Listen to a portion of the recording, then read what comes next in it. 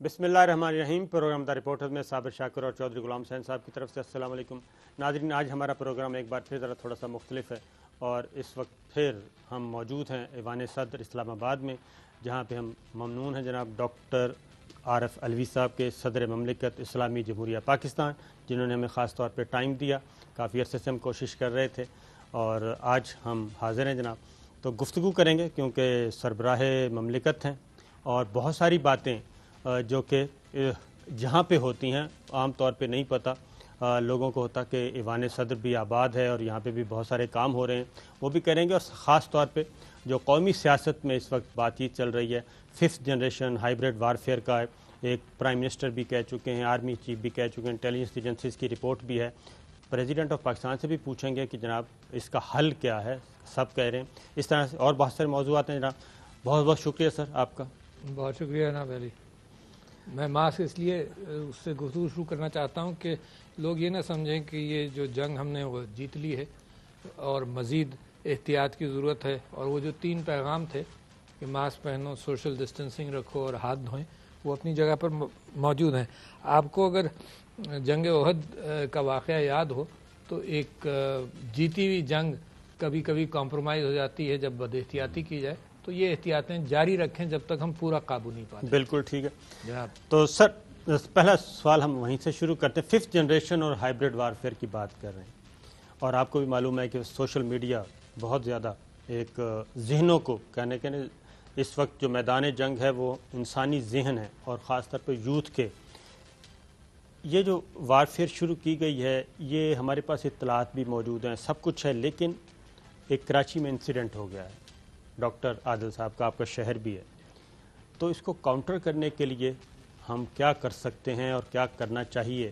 کیونکہ یہ چیز اگر ایک دفعہ پھیل گئی تو اس پہ کافی، کیونکہ یہ بھی آپ کے پاس اطلاعات آپ کے پاس بھی ہیں، انڈیا خاص طور پہ اس وقت اور ہمارے جو دشمن ممالک ہیں وہ بہت زیادہ ایکٹیو ہیں اور اس فیلڈ میں بہت زیادہ کام کر رہے ہیں۔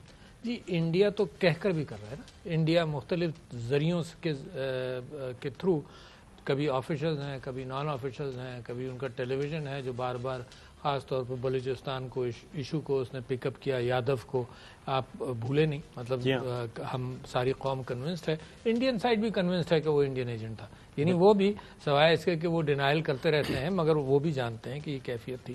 اور تاریخ کے اندر اگر آپ کو مشرقی پاکستان کی علیحدگی یاد ہو تو اس کے اندر اگرتلہ کے اندر 66 سے اور 67 کے زمانے میں جو سازش شروع ہوئی، جو مشہور اگرتلہ سازش کیس ہے، اس کے اندر جب ایوب خان صاحب سے کہا گیا کہ جی راؤنڈ ٹیبل کانفرنس کرو، سب کو بلاؤ، تو ایوب خان صاحب نے انکار کر دیا کیونکہ ثبوت موجود تھا۔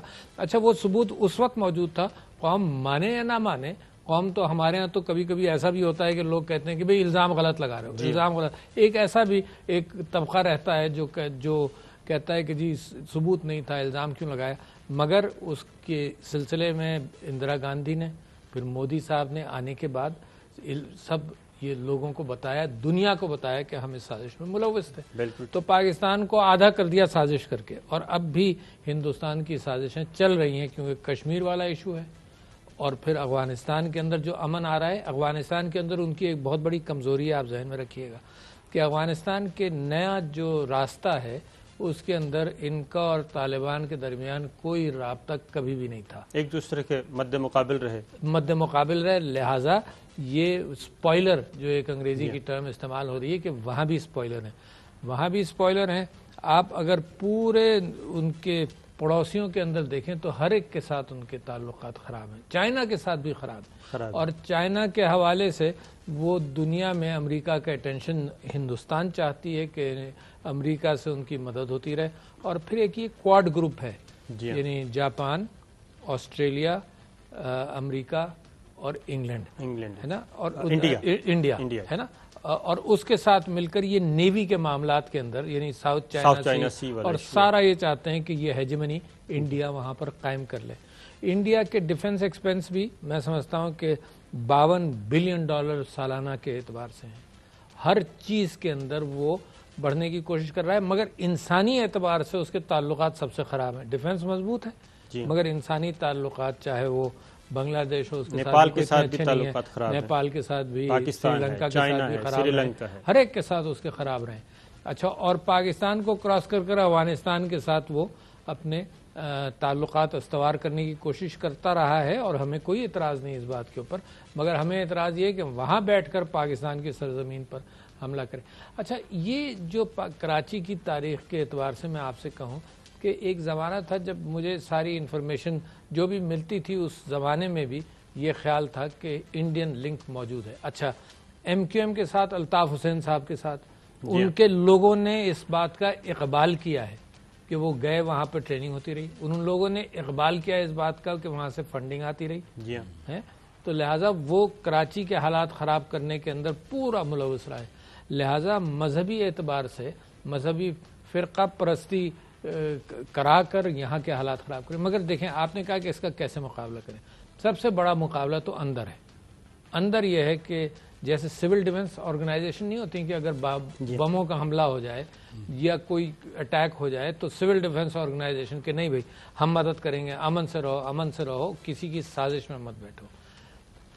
تو سب سے پہلے پاکستان کے اندر سیاسی قوتوں کو اس کو سمجھنا چاہیے کہ یہ حملہ باہر سے ہے اور اس کا اعلی کار نہ بن جائے. اچھا، اعلی کار کبھی تو اوپنلی بھی بن سکتے ہیں، اوپنلی کوئی نہیں بنتا. اعلی کار میں اس معنی کر کے کہتا ہوں کہ اس نیریٹو کے اندر ایسا نیریٹو ہمارے یہاں سے نہ نکلے جو ہندوستان سے ملتا جلتا ہو. یعنی میں یقیناً کسی کے اوپر غداری کا لیبل لگانا نہیں چاہتا ہوں، ایسی کوئی بات نہیں، مگر میں یہ کہتا ہوں کہ وہ نیریٹو اگر یہاں کے اندر ہنگامے ہوں اور حالات خراب ہوں تو کم سے کم ہماری سیاسی قوتیں اس بات کا اہتمام کریں کہ یہاں امن رہے. اور اس کو ایک مثال آپ کے ساتھ لینا چاہتا ہوں کہ مولانا فضل الرحمان کی ایک مارچ ہوئی تھی. جی اچھا، جمہوریت ہے، مارچ ہونی چاہیے، ہوتی رہتی ہیں، اس میں کیا حرج ہے. مگر مجھے خیال یہ ہوتا ہے کہ اس مارچ کو جس طرح سے پش کیا گیا اس کے اندر کشمیر کے نیریٹو کو نقصان پہنچا. ایسا ہی ہے. یعنی دنیا کے اندر لوگ اسی کی بات کرتے رہے، کشمیر کا نیریٹو بیک گراؤنڈ میں چلا گیا. تو جو پاکستان کے اندر کے واقعات ہوتے ہیں جو پاکستان کے اسٹیٹ کے حوالے سے ہوں تو اسٹیٹ کے اندر سب کو یونائٹڈ ہونا چاہیے. سیاست میں ڈفرینس آف اوپینین ہو سکتا ہے، پاکستان کا جب نام آ جائے اس میں یونائٹڈ ہونا چاہیے، اپنے انسٹیٹیوشنز کی سپورٹ کے اندر یونائٹڈ رہنا چاہیے. تو میں سمجھتا ہوں کہ پاکستان کہ ایک زمانہ تھا جس کو میں اصطلاح کو بھی بدلنا چاہتا ہوں. ایک زمانہ تھا کہ پاکستان ایک جیو اسٹریٹجک ریجن کے اعتبار سے ہم کرتے تھے. اب میں کہتا ہوں کہ یہ جیو اسٹریٹجک اکنامک ہب بن رہا ہے. بالکل ٹھیک ہے، اور بہت اہم بات ہے یہ. یعنی اگر ہب بن رہا ہے تو اس کا مطلب کہ ساری تجارت سینٹرل ایشیا سے پاکستان کے ذریعے ہونے کا امکان ہے. افغانستان میں امن آئے گا تو ساری تجارت پاکستان کے ذریعے افغانستان کی بھی ہوگی اور پاکستان کی اپنی تجارت جائے گی. پھر چائنا سے سی پیک کا دروازہ گلگت بلتستان ہے اور دوسرا دروازہ ہے گوادر. بالکل، اور گوادر تو بہت بڑا نیچرل سی پورٹ ہے. لوگ چابہار کے حوالے سے بھی بات کرتے ہیں مگر وہ اتنا بڑا چینل اور سی پورٹ نہیں ہے جتنا بڑا گوادر ہے. تو بہت بڑی چینجز آ رہی ہیں جیو اکنامک ہب کے اعتبار سے. انڈیا جو ہے وہ پریشان بھی ہے اور اپنے کرتوت اس کے اپنے اندر اپنے ملک کے اندر بھی بہت خراب ہے. لہٰذا وہ پاکستان کو پرامن اعتبار سے معاشی اعتبار سے کامیاب ہوتا نہیں دیکھ سکتا. اچھا، یہ میری گفتگو ہر سیاستدان اس میں اتفاق کرے گا، کوئی انکار نہیں کرے گا کہ انڈیا کے انٹینشن کیا ہے، اس میں سب اتفاق کریں گے. مگر جب وہ اس بات کو بھول کر اور صرف سیاسی یہاں کے اندر کانفلکٹ پیدا کریں تو مجھے خیال ہے ایک تجویز بھی اور آپ سے پوچھتے ہیں. ہم نے آپ اس بارے میں بہت زیادہ کام یہاں پہ ہو رہا ہے. پیغام پاکستان ایک ترتیب دیا گیا، علماء کرام کو آپ یہاں پہ اکٹھا کرتے رہتے ہیں اتفاق رائے کے لیے اور اعلامیہ بھی جاری ہوئے اور اس کے بعد تمام جید علماء کرام تمام مکاتب فکر کے انہوں نے ایک سائن بھی کیا، بھی ان کی سیاہی بھی خوش نہیں ہوئی، کراچی کا واقعہ ہو گیا. اس کے بعد سر کیا اس میں پولیٹیکل ول شامل کرنے کے لیے کیا آپ پولیٹیکل لیڈرشپ کو انوائٹ نہیں کریں گے کہ اسی پیغام کو وہ سینٹ میں لے کے جائیں، قومی اسمبلی میں لے کے جائیں، پروونشل اسمبلیز میں لے کے جائیں، وہاں سے بھی اس کو جیسے نیشنل ایکشن پلان جو ہے وہ اپروو ہوا تھا تاکہ اس میں جو پولیٹیکل سٹرینتھ ہے وہ بھی اس میں آئے اور پولیٹیکل پارٹیز کے لیول پہ یہ چیز میرا خیال سے بات آپ کی بالکل درست ہے. مگر میں سمجھتا ہوں کہ پولیٹیکل پلیٹ فارم پر پہلے شروعات ہوگی، پھر اس پریسیڈنشل پلیٹ فارم پر بات آ سکتی ہے. جیسے ہم نے علماء کو بہت ساری چیزوں کے اندر اکٹھا کیا، علماء کو ہم نے صحت کے اعتبار سے اکٹھا کیا، ہاتھ دھونے کے اعتبار سے اکٹھا کیا، کووڈ کے اعتبار سے اکٹھا کیا، تراویحوں کے اعتبار سے، عورتوں کے حقوق کے اعتبار سے اکٹھا کیا. تو میں سمجھتا ہوں کہ وہ آسان کام ہے، کیونکہ علماء اور ریاست کے درمیان اس زمانے میں جتنا کوآپریشن میں دیکھ رہا ہوں، شاید پہلے اتنے روابط بھی نہیں تھے، اتنے کانٹیکٹس بھی نہیں تھے اور اتنی انڈرسٹینڈنگ بھی نہیں تھی. آپ یہ دیکھیے کہ یکساں تعلیمی نصاب بہت بڑا پاکستان کے لیے، جو پاکستان میں 70 سال سے الگ الگ ڈائریکشن میں معاملہ چل رہا تھا، اس کو بھی اکٹھا کیا ہے. تو قومی سوچ کے اعتبار سے میں سمجھتا ہوں کہ علماء کے ساتھ بڑے اچھے روابط ہیں، اور اس چیز کے اندر بے انتہا ضروری ہے کہ فرقہ پرستی کو جو بڑھوتری دینے والی کاوشیں ہیں ان کو روکا جائے. اچھا، سیاسی لیول پر بھی اسی کام کی ضرورت ہے. تو آپ نے بالکل صحیح کہا. میں سمجھتا ہوں کہ یہ جو رابطے کا فقدان ہے حکومت اور اپوزیشن کے درمیان، وہ برج اور وہ پل بھی عبور کرنا چاہیے. کیوں ہے؟ اب آپ دیکھیے کیوں ہے. یعنی حکومت یہ کہتی ہے کہ ہر رابطے کے اندر NRO کی بات ہوتی ہے. جی اچھا، اور اپوزیشن یہ کہتی ہے کہ ہم NRO کی بات ہی کبھی نہیں کرتے. اچھا، تو بڑی عجیب سی کیفیت ہے نا. مطلب کوئی نہ کوئی اس پل کو اوور کم کر لے کہ بھئی تم تو بات نہیں کر رہے ہو، مگر جو تم کر رہے ہو وہ سنائی ان کو یہ دے رہا ہے. تو آپ اس میں قدم بڑھائیں. جی ڈاکٹر عارف علوی صاحب، یہ ایک تو یہ ہے کہ جب ہم پچھلی دفعہ آئے تھے اور وہ لان میں انٹرویو کیا، تو اس وقت جو خطرات منڈلا رہے تھے کرونا کی شکل میں کہ کروڑ بندہ سفر کر جائے گا پاکستانی، اور 2 لاکھ سے زیادہ خدا نہ خواستہ موت کے منہ میں چلے جائیں گے، اور پھر آپ نے تراویحاں بھی کروائیں، خود آپ نے مسجدیں بھی چیک کی، اور تمام، اور اس کا credit rightly government in office led by Imran Khan اور پریزیڈنٹ عارف علوی کو جائے گا، کوئی پسند کرے یا نہ کرے. اب آئے ذرا، جو آپ نے ابھی بالکل بات تو بڑی ٹھیک کی 100%، کہ بھئی یہ غداری کے، یہ بغاوت کے الزامات، یہ ملک دشمنی کے الزامات نہیں لگانے چاہیے، اتنی دور نہیں جانا چاہیے.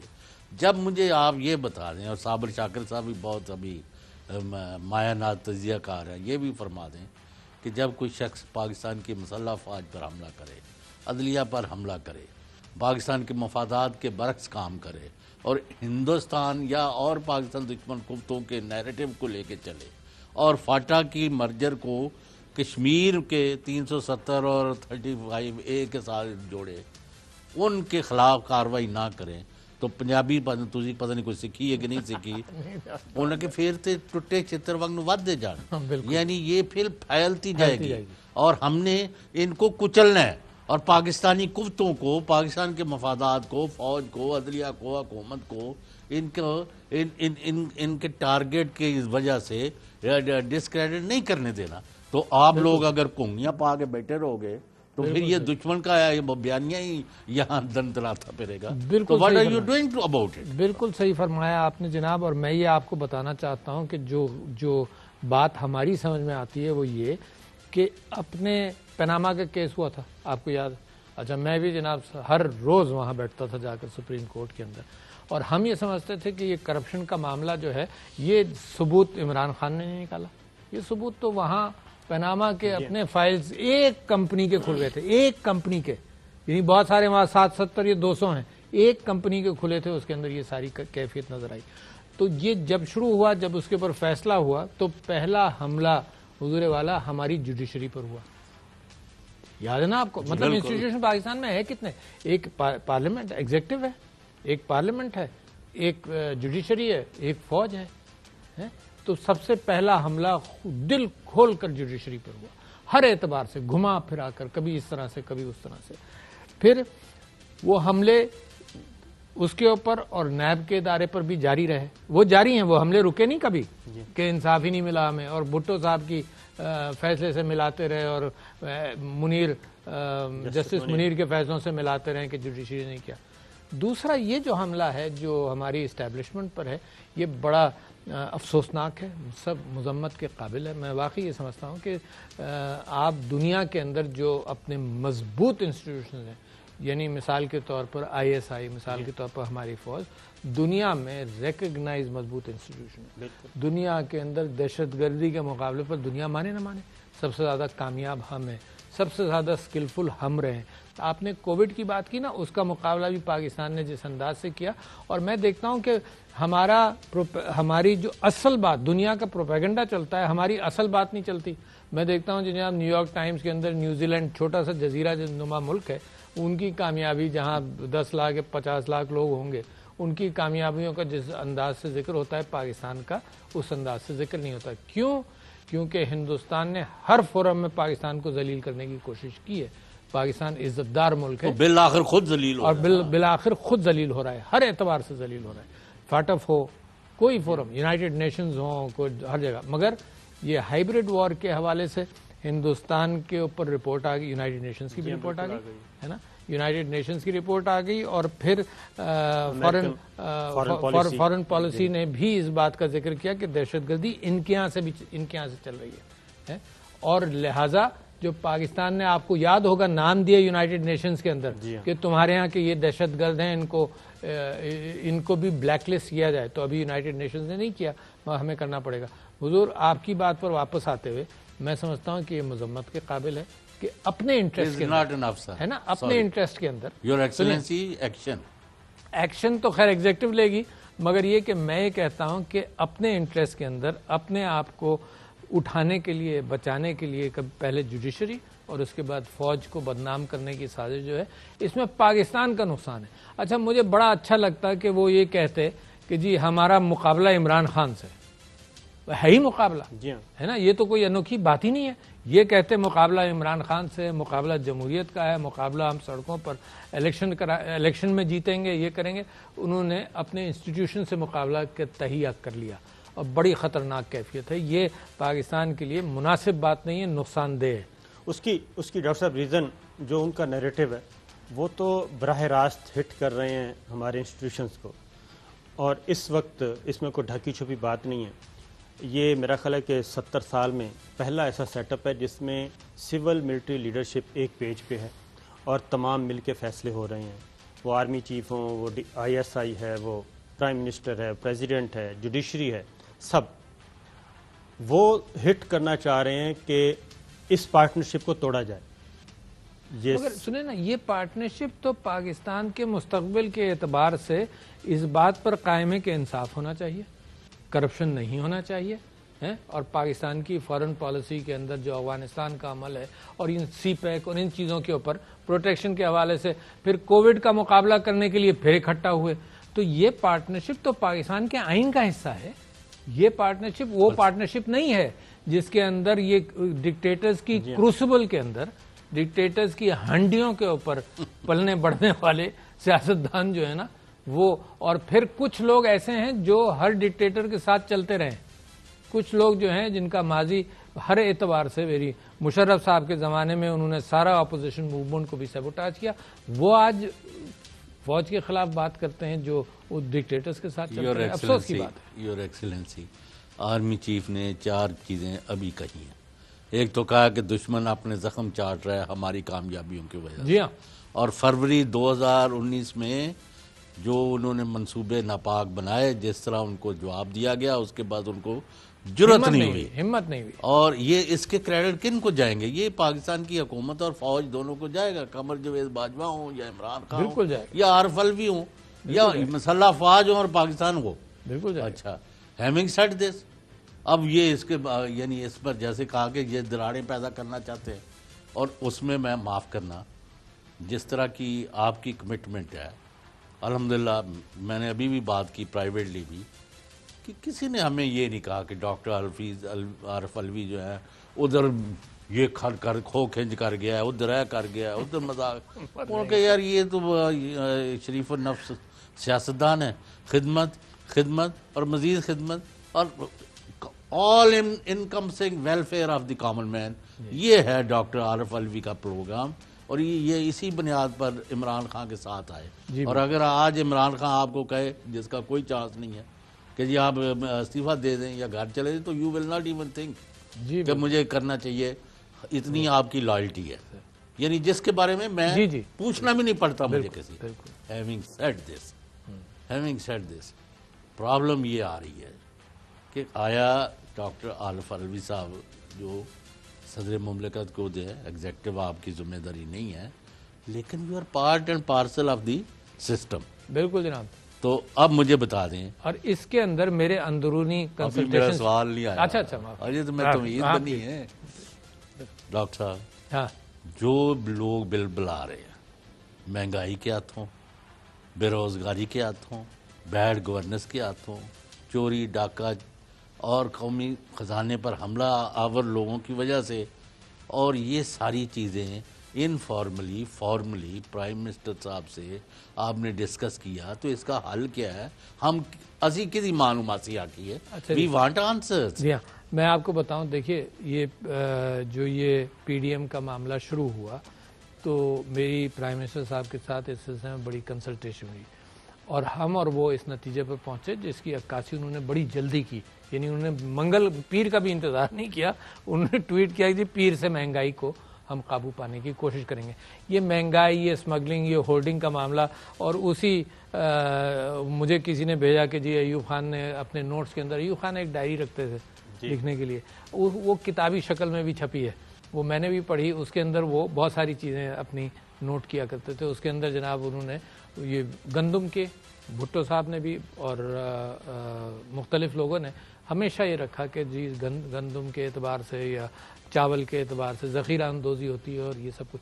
تو پرائم منسٹر نے یہ بات طے کی کہ جناب انفلیشن, فوڈ انفلیشن, یعنی جو مہنگائی غذا کے ساتھ ہے اس کو قابو رکھیں, کیونکہ وہ غریب آدمی کا معاملہ ہے. باقی مہنگائیاں لگژری گڈز کے اندر ہوتی رہیں وہ تو الگ بات ہے نا, تو اس کے اوپر قابو پایا جائے, نمبر 1. نمبر 2 یہ کہ جو بیڈ گورننس والا معاملہ اس کے اوپر کوشش مسلسل کی جا رہی ہے. اس سارے معاملے کے اندر ہوتے ہوئے پھر یہ معاملہ شروع ہو تو ڈسٹریکٹ کرتا ہے چیزوں سے, ہے نا. بالکل صحیح. یہ جو پی ڈی ایم کا موو انہی کا تو وہ فائدہ اٹھا رہے ہیں, اور انہی چیزوں کا فائدہ, نہیں تو اس پر قابو پا لیں گے انشاءاللہ. میں سمجھتا ہوں ایک یہ جو بات کی بے روزگاری کا, آپ یہ دیکھیے کہ کنسٹرکشن پیکج اثر انداز ہو رہا ہے. آپ یہ دیکھ لیے کہ فائنانس سیکٹر کے اندر ساری قوم, ساری اسٹاک ایکسچینج, سارے انویسٹرز مطمئن ہیں کہ معاملہ بہتر ہوگا جب اسٹاک ایکسچینج اوپر جا رہی ہے. یہ سیاسی اعتبار سے, اب آپ یہ دیکھیے کہ جو تقریر ہوئی تھی انگلینڈ سے, الطاف حسین کے اسی راستے کے اعتبار سے جو انگلینڈ سے تقریر ہوئی, اس کے اندر جو پاکستان کی کامیابیاں ہیں, جو بہت بڑی کامیابی اور اعتراض کا باعث بنتی اگر ناکام ہوتے. کووڈ کے اندر ایک لفظ نہیں آیا. آپ جانتے ہیں نا, معیشت کے اوپر کوئی ڈسکشن نہیں ہوا, تو لہٰذا اب رہ کیا گیا؟ رہ یہ گیا کہ پھر آرمی جیسے انسٹیٹیوشن کو پر حملہ کرو. کیوں؟ ڈسکشن کے لیے چیزیں نہیں رہی نا.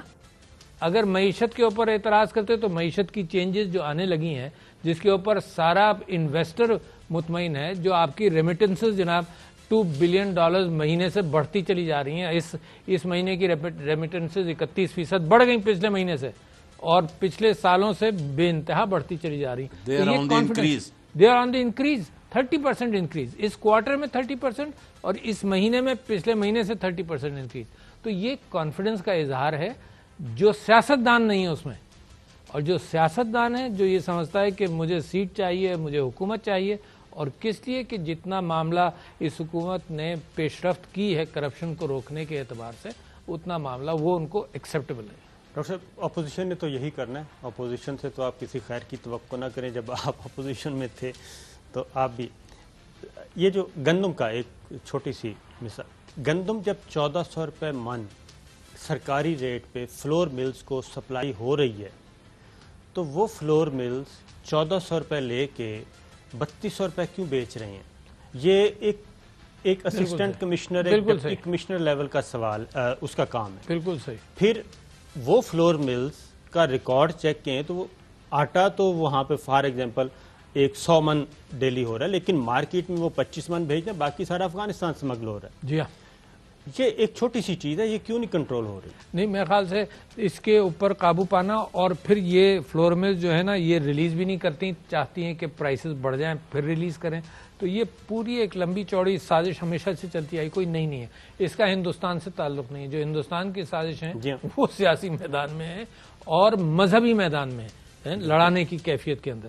اس میں ہماری اپنی انیفیشنسی ہے. میں سمجھتا ہوں کہ ایک تو ڈیٹا جس طرح سے کووڈ پر ہم نے پایا. جی قطع کلامی معاف سر, کہ یہ جو نااہل اور بدعنوان ٹولہ ہے یا لوگ ہیں, ان کے اوپر اب ہاتھ کیوں نہیں ڈالتے وزیر اعظم؟ میرے خیال سے جن پر ہاتھ ڈالتے ہیں نا, اب آپ دیکھیے وزیر اعظم صاحب کی فرسٹریشن, میں آپ کو بتاتا ہوں. کسی نے یہ کہا کہ وزیر اعظم صاحب جناب بڑا پریشر ڈالتے تھے کہ جناب کیسز کرو, نیب میں لے جاؤ, ان کو کیوں چھوڑ رہے ہو. وزیر اعظم صاحب کا فرسٹریشن یہ ہے کہ قوم کہتی ہے کہ یار ان سے پیسہ نکلوایا کیوں نہیں تم نے. اچھا, اور جو ہمارا پروف والا سسٹم ہے عدالتوں کے اندر وہ ٹائم لیتا ہے نا. تو لہٰذا وزیر اعظم کا فرسٹریشن دیکھیے کہ وہ بے چین رہتے ہیں کہ یار مطلب جو کرپٹ ہیں, جو منی لانڈرز ہیں, ان کے اوپر سزائیں دی جائیں, ان کو پکڑا جائے. عدالتوں کا جو نظام ہے اس کے اندر چھوٹ ملتی رہتی ہے. تو ڈاکٹر صاحب ایک بریک لیتے ہیں, بریک سے واپس آتے ہیں تو آپ سے یہ پوچھیں گے, آپ نے کہا کہ پولیٹیکل میدان میں بھی سازشیں کرتا ہے انڈیا, تو وہ کس نوعیت کی سازشیں کرتا ہے, یہ آپ سے پوچھیں گے جناب ایک بریک کے بعد.